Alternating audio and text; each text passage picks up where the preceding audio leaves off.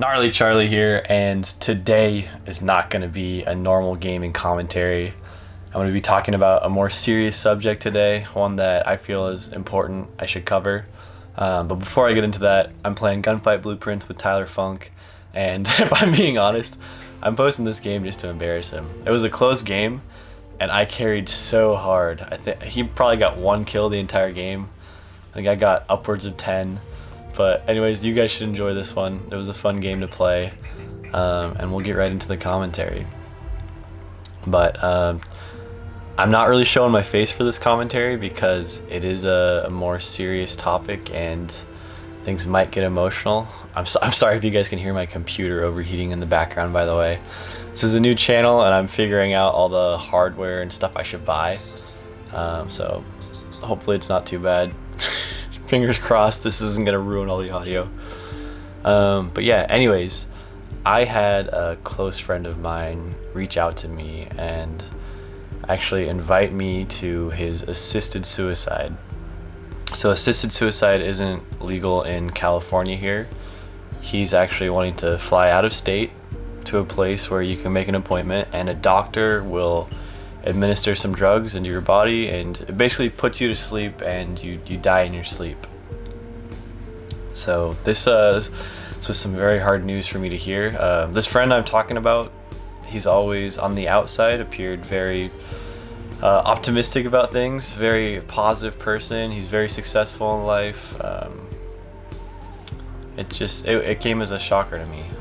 It really goes to say that you don't know what's going on behind closed doors. You know, even if your friends and family are appearing happy, like there could be something underlying that they're just not opening up about. But yeah, anyways, my friend opened up to me and he said he's been struggling with this basically his entire life. He's tried everything, and what makes him happy right now is just the thought of ending it all. And me, I always try and support my friends, but this is one of those things I had to speak up about and let him know that this really upset me, because I of course don't want to lose a good friend of mine. So we had a long talk. I didn't change his mind, unfortunately, but this got me researching a bit more, because I hadn't really thought much of assisted suicide. Like, I'd heard about it in prisons, you know, if someone's a heinous killer or something, they get put on death row, and that's something that could happen to them. But I looked into it, and I guess back, I think it was during the 90s, this doctor named Jack Kevorkian, he was also known as Dr. Death, but he actually invented a suicide machine where once you were hooked up, all you had to do was push a button and lethal chemicals would just start flowing through your body and you'd be put to death. And he actually assisted around 130 patients, which is nuts to me. Like, that's crazy. And he was actually tried for first-degree murder.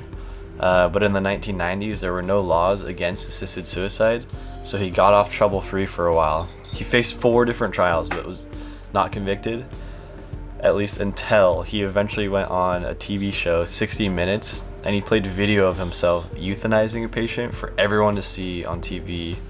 And after this, he was convicted for premeditated murder and sentenced to 8 years in prison. So that's a long time.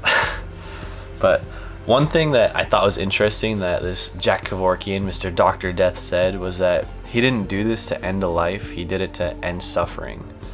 And I think that's a pretty powerful statement, because ultimately I believe that you should have the right to decide what happens to your body, you know, like you're in control. So why should someone else stop you if you do want to end things, you know, if stuff's so bad? Because I can't relate to my friend who wants to do this, because I don't suffer with depression that much. Like, I've had clinically diagnosed depression, like back in high school. I was going through a tough time. Luckily I had a supportive family to help get me through things, but I was never close to like ending my life. I think that's a whole new level that I just can't quite understand. So I'm curious as to what you guys think. Do you think assisted suicide should be legal, or do you think something that should be frowned upon? I know if it's legal, you could literally go to a place with your family, it'd be really dignified, you could say your final goodbyes, and they could be there for it. But one thing, like with Jack working when he was doing it, the families couldn't be there because they could be also charged with what was it? They could be accomplices in the murder because he was putting people to death. So I don't know. It's such a tricky situation, and makes me sad to think about because someone I personally know is going through the thought process on it, and I'm not sure what's gonna happen. But yeah.